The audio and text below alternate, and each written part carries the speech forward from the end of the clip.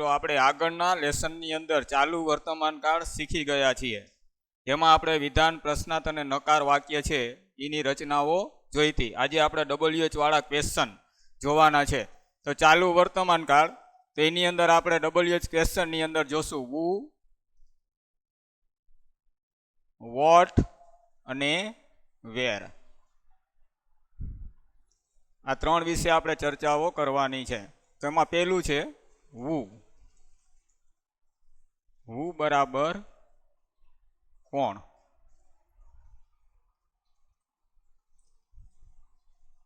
ક્રિયા કોણ કરી રહ્યું છે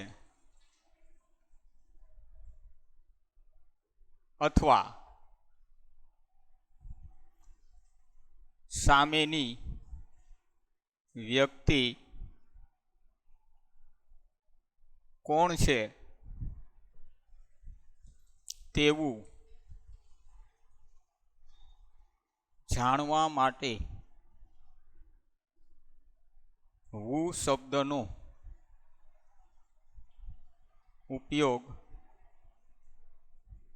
કરવામાં આવે છે.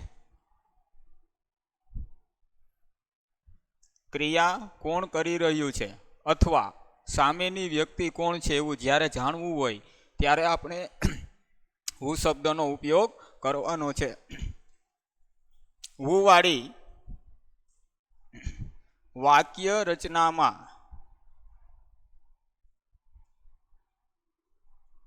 કર્તાનો ઉપયોગ થતો નથી. વિદ્યાર્થી મિત્રો, આની અંદર આપણે શું કરવાનું તો કે who છે, who વાળી વાક્ય રચનામાં આપણે કર્તાનો ઉપયોગ કરવાનો નથી, એટલે કે કર્તાના સ્થાન ઉપર who ને મૂકવાનું છે. હવે એનું સૂત્ર જુઓ તો શું આવશે તો કે who plus am is are plus ક્રિયાપદ ING પ્લસ કર્મ પ્લસ અન્ય શબ્દ પ્લસ ક્વેશ્ચન માર્ક. આ સૂત્ર આપણે યાદ રાખવાનું છે. who plus am is are plus ક્રિયાપદ ING પ્લસ કર્મ પ્લસ અન્ય શબ્દ પ્લસ ક્વેશ્ચન માર્ક. હવે એક્ઝામ્પલની અંદર આપણે જોઈએ તો કે she is counting hard Sam's. તેણી અઘરા દાખલાઓ ગણી રહી છે. હવે આનું આપણે who વાળું કરવું હોય શું કરવાનું તો કે પહેલા કર્તાના સ્થાન ઉપર who.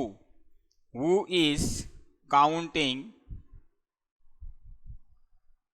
hard sums, છેલ્લે ક્વેશ્ચન માર્ક. ત્યારબાદ બીજું વાક્ય જોઈએ. they are playing hockey now. તેઓ અત્યારે હોકી રમી રહ્યા છે. આનું આપણે કરીએ who વાળું તો ધ્યેયના સ્થાન એટલે કે કર્તાના સ્થાન ઉપર who. who is playing hockey now, છેલ્લે ક્વેશ્ચન માર્ક. જો વિદ્યાર્થી મિત્રો અહીંયા ધ્યાન રાખવાનું છે, અહીંયા આપણને જે કર્તા આપ્યો છે કેવો છે તો કે અનિયમિત છે. તો who વાળી વાક્ય રચનામાં હંમેશા યાદ રાખવાનું કે જ્યારે કર્તા છે એ અનિયમિત હોય ત્યારે who ની સાથે હંમેશા ક્રિયાપદનું એટલે કે to be નું જે ક્રિયાપદ છે તે એક વચનમાં જ આવે છે, એનું બહુવચન લખાતું નથી. જો અહીંયા આપણને નિશ્ચિત સંખ્યા આપેલી હોય તો who ની સાથે આર આવે છે, બાકી આવતો નથી. આ ખાસ યાદ રાખવાનું છે. આ ધ્યેય છે તો આપણને ખબર જ નથી. અહીંયા બની who is playing hockey now, કોણ અત્યારે ક્રિકેટ રમી રહ્યું છે, તો આપણે જવાબ દઈ શકીએ ને કે તેઓ અત્યારે હોકી રમી રહ્યા છે. આ મળ્યો જવાબ. એટલે ટૂંકમાં who વાળી વાક્ય રચનાથી પ્રશ્ન કરીએ આપને ખબર જ નથી કોણ છે, માટે જો અહીંયા નિશ્ચિત સંખ્યા આપેલી ન હોય તો શું લેવાનું છે તો કે to be નું એક વચનનું જ ક્રિયાપદ મૂકવાનું છે. ત્યારબાદ ત્રીજું વાક્ય જોઈએ. the teacher is teaching a poem. તો આનું ઉવાડું કરીએ તો who is teaching a poem. શિક્ષક કવિતા શીખવી રહ્યા છે. કોણ કવિતા શીખવી રહ્યું છે? તો આપણને જવાબ મળે કે જે શિક્ષક છે તે કવિતા શીખવી રહ્યા છે. ત્યારબાદ રમણ ઇઝ મેકિંગ અ કાઇટ. રમણ પતંગ બનાવી રહ્યો છે. હુ વાળું કરીએ એટલે who is making a kite. છેલ્લે ક્વેશ્ચન માર્ક. પતંગ કોણ બનાવી રહ્યું છે? તો કે રમણ પતંગ બનાવી રહ્યો છે.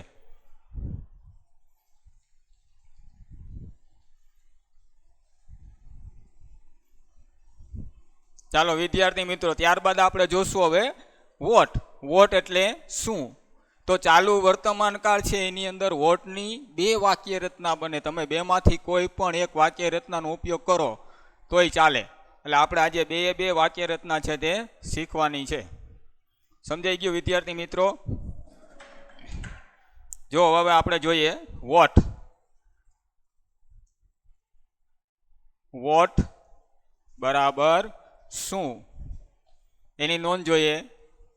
વ્યક્તિ શું ક્રિયા કરી રહ્યો છે અથવા વાક્યના કર્મ વિશે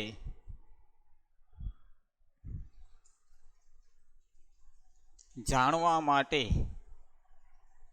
વોટ શબ્દનો ઉપયોગ કરવામાં આવે છે.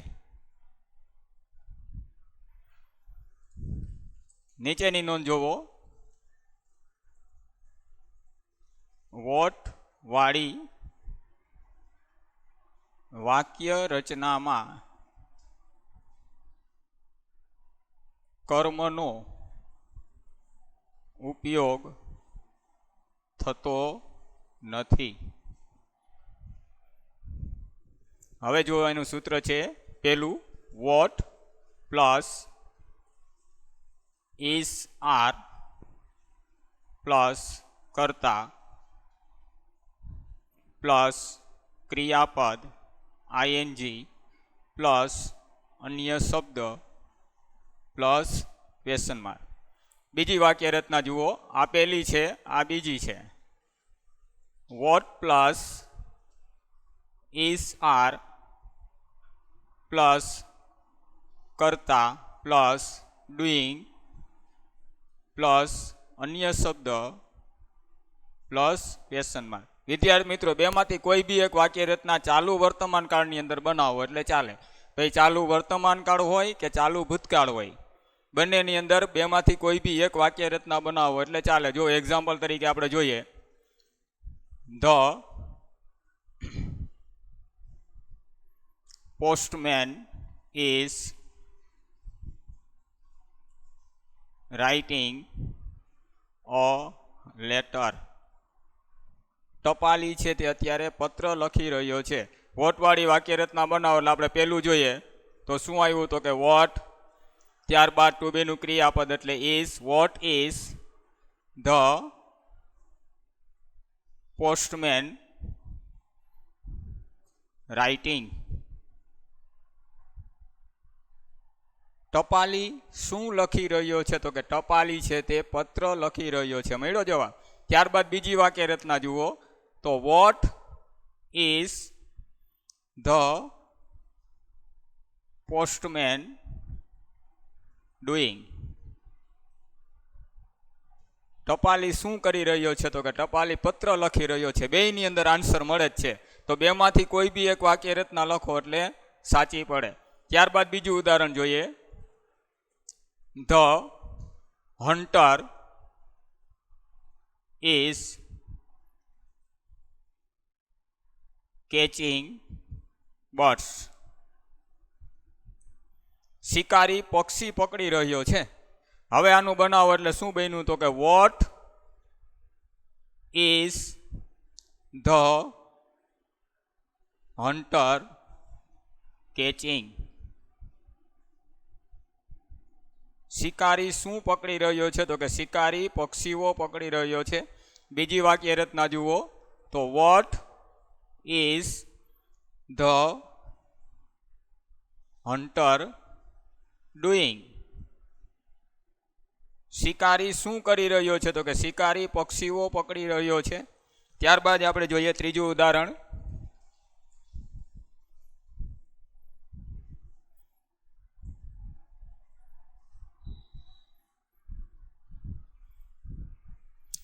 ત્રીજા ઉદાહરણની અંદર લઈએ તો આપણે the woman is cleaning dishes. સ્ત્રી થાળીઓ સાફ કરી રહી છે. વોટ વાળું વાક્ય બનાવો તો what is the woman cleaning. છેલ્લે ક્વેશ્ચન માર્ક.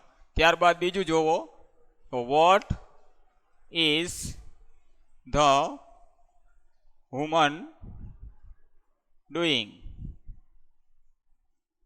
સ્ત્રી શું કરી રહી છે? તો કે સ્ત્રી છે તે થાળીઓ સાફ કરી રહી છે. ત્યારબાદનું ઉદાહરણ જુઓ. She is singing a Hindi song. What વાળું વાક્ય બનાવીએ તો વોટ ઇઝ શી સિંગિંગ.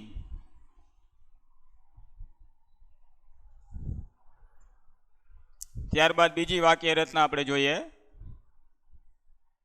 શું બનશે વિદ્યાર્થી મિત્રો? તો કે પહેલા આવેલા વોટ લેવાનું છે. ટુ બી નું ક્રિયાપદ એટલે is. What is she doing. તેણી શું કરી રહી છે? તો કે તેણી હિન્દી ગીત ગાઈ રહી છે. ચાલો ત્યારબાદ આપણે જોશું વેર. વેર એટલે ક્યાં. ટૂંકમાં શું દર્શાવે છે વિદ્યાર્થી મિત્રો? તો કે વેર એટલે ક્યાં. બરાબર. તો કે સ્થળ વિશે આપણે જ્યારે જાણવું હોય ત્યારે વેર શબ્દનો ઉપયોગ કરવામાં આવે છે. બરાબર. તો હવે જુઓ વેર બરાબર તો કે ક્યાં.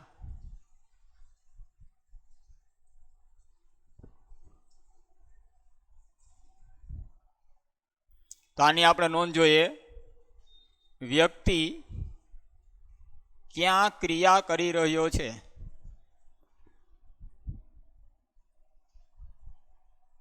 અથવા સ્થળ વિશે જાણવા માટે. સ્થળ વિશે જાણવા માટે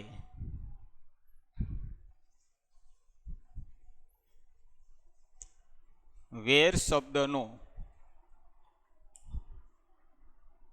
ઉપયોગ કરવામાં આવે છે. ત્યારબાદ જોઈએ તો શું આવશે? તો કે વેરવાળી વાક્ય રચનામાં સ્થળ દર્શક શબ્દનો ઉપયોગ થતો નથી. હુમાં આપણે કરતા કાઢ્યો તો, વોટની અંદર કર્મ કાઢ્યો તો, એવી રીતે વેરની અંદર શું કાઢવાનું છે? તો કે જે સ્થળ આપેલું હોય એ સ્થળને આપણે દૂર કરવાનું છે. તો એનું સૂત્ર જુઓ તો where plus is are plus કરતા પ્લસ ક્રિયાપદ આઈએનજી પ્લસ કર્મ પ્લસ અન્ય શબ્દ હોય તો મૂકવાના છે, બાકી કોઈ જરૂરિયાત નથી. ધારો કે નાવ શબ્દ આપ્યું હોય તો આપણે મૂકવું જરૂરી છે, બાકી અન્ય શબ્દ આપણા નીકળી જશે, કારણ કે એ સ્થળ દર્શકમાં આવશે. એક્ઝામ્પલ તરીકે જુઓ, they are flying kites on the roof now. તેઓ અત્યારે છાપરા ઉપર પતંગ ચગાવી રહ્યા છે. હવે આપણે એનું વેરવાળું કરવું એ શું કરવાનું છે? તો કે પહેલા વેર મૂકો વેર પછી આવશે તો કે આર, પછી તો કે ધેય. વેર આર ધેય, ક્રિયાપદ આઈએનજી એટલે ફ્લાઇંગ. શું છે તો કે કાઇટ્સ, અને છેલ્લે આવશે નાવ. તેઓ અત્યારે ક્યાં પતંગ ચગાવી રહ્યા છે? તો વિદ્યાર્થી મિત્રો આન્સર મેળવો ને કે તેઓ છાપરા ઉપર પતંગ ચગાવી રહ્યા છે. તો શું કાઢ્યું છે તો કે આપણે સ્થળને દૂર કર્યું. ત્યારબાદ the teacher is checking books in the room. શિક્ષક વર્ગમાં પુસ્તકો તપાસી રહ્યા છે. હવે વેરવાળું કરીએ એટલે શું બન્યું તો કે વેર ટુ બીનું જે ક્રિયાપદ આપ્યું છે એ ઇઝ કરતા એટલે the teacher. Where is the teacher, પછી ક્રિયાપદ આઈએનજી એટલે ચેકિંગ, પછી આવશે તો કે કર્મ બરાબર બોક્સ. શું નીકળી ગયું તો કે ઇન ધ રૂમ, યાની કે સ્થળ છે એ દૂર કર્યું. ત્યારબાદ the farmer is sleeping under the tree. ખેડૂત વૃક્ષ નીચે સૂતો છે. વેરવાળું વાક્ય કરો એટલે વેર is the farmer sleeping. ખેડૂત ક્યાં સૂતો છે તો કે ખેડૂત છે તે વૃક્ષ નીચે સૂતો છે. ત્યારબાદ they are making kites in the garden. તેઓ બગીચામાં પતંગો બનાવી રહ્યા છે. વેરવાળું વાક્ય કરો એટલે where are they making kites. તેઓ પતંગો ક્યાં બનાવી રહ્યા છે? હવે વિદ્યાર્થી મિત્રો જુઓ, હવે આપણે 3 વાક્ય ભેગા કઈ રીતે બનાવવા એ હું તમને શીખવાડી આપું છું. અને જ્યારે તમને એક્સરસાઇઝ આપવામાં આવે ત્યારે જો કે નીચે સૂચનાઓ હોય છે એ પ્રમાણે તમારે વાક્ય રચનાઓ બનાવવાની છે. આપણે ઘણી વખત પરીક્ષામાં પૂછાય છે કે અંડરલાઇન કરેલા એટલે કે લીટી દોરેલા શબ્દો માટે પ્રશ્ન વાક્ય બનાવો. તો આપણે પહેલાં એ શીખી લઈએ કે કઈ રીતે એ વાક્ય રચના છે તે બનાવવાની છે. એક્ઝામ્પલ તરીકે આપને એવું આપ્યું છે કે the girl is singing a Hindi song on the stage. હવે આપણને આની અંદર અંડરલાઈન આપી છે. એક ક્યાં આપી છે તો કે કર્તા નીચે, એક આપી છે કર્મ નીચે, અને એક આપી છે સ્થળ નીચે. તો હવે આપણે વાક્ય રચના કઈ રીતે બનાવવાની તો કે પહેલા વહેલા વુ વાળું લ્યો એટલે કર્તાના સ્થાને વુ, બાકીની વાક્ય રચના એમને મૂકી દેવાની છે. Who is singing a Hindi song on the stage. ત્યારબાદ આપણે આવશે પોતવાળી. શું બનશે? The what is the girl singing on the stage? ત્યારબાદ વેરવાળી વાક્ય રચના જુઓ. તો where is the girl singing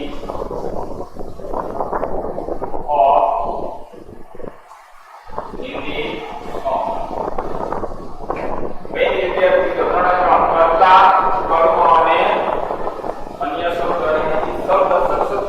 who is singing a Hindi song on the stage? What is the girl singing on the stage? અને where is the girl singing a Hindi song? ત્યારબાદ આજે વાક્ય રચના કરી લઈએ આપણે. He is